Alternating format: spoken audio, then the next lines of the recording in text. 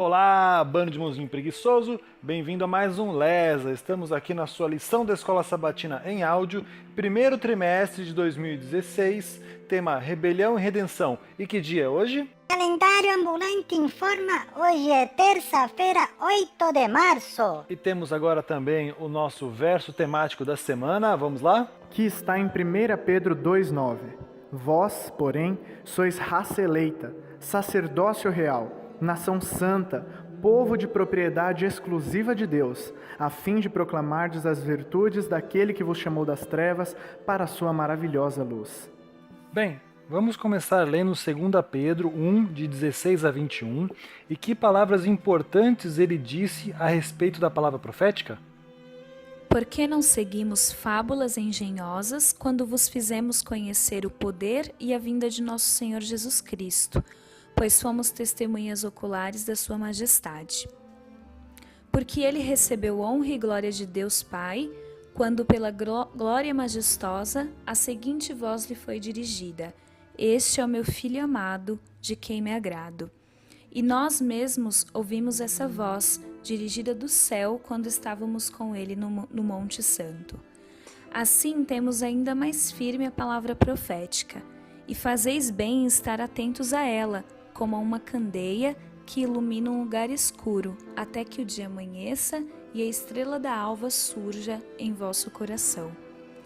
Sabei antes de tudo que nenhuma profecia das Escrituras é de interpretação particular, pois a profecia nunca foi produzida por vontade humana, mas homens falaram da parte de Deus, conduzidos pelo Espírito Santo. 2 Pedro 1, 16 a 21.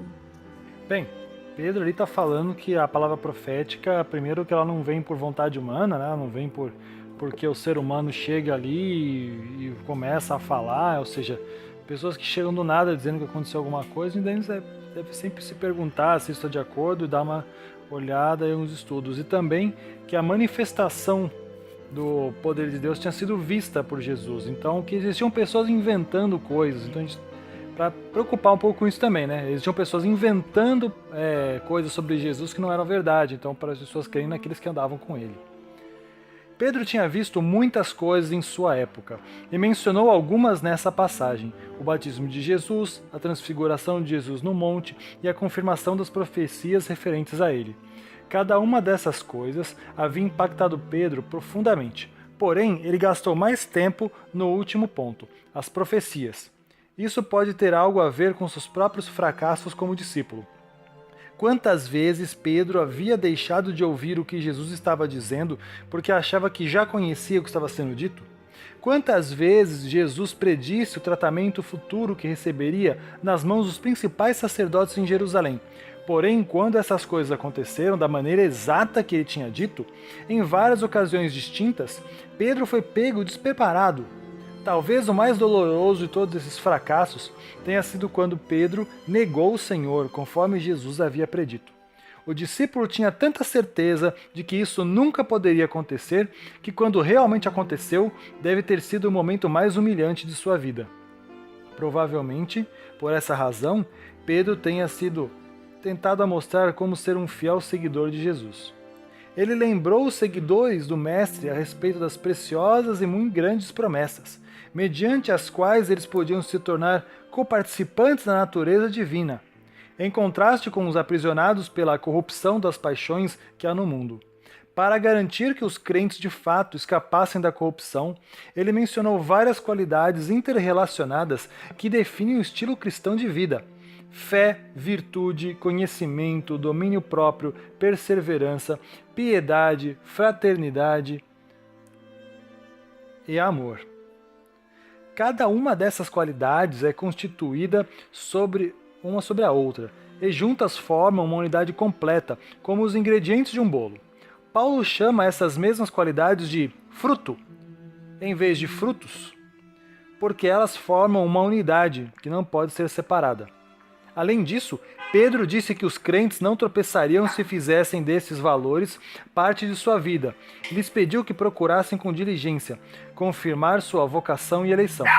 Lembre-se de que Pedro dirigiu sua epístola a membros cristãos que já estavam firmados na fé, e não estava sugerindo de maneira alguma que o fato de se adequarem a um conjunto especial de requisitos garantiria um bilhete de entrada para o céu.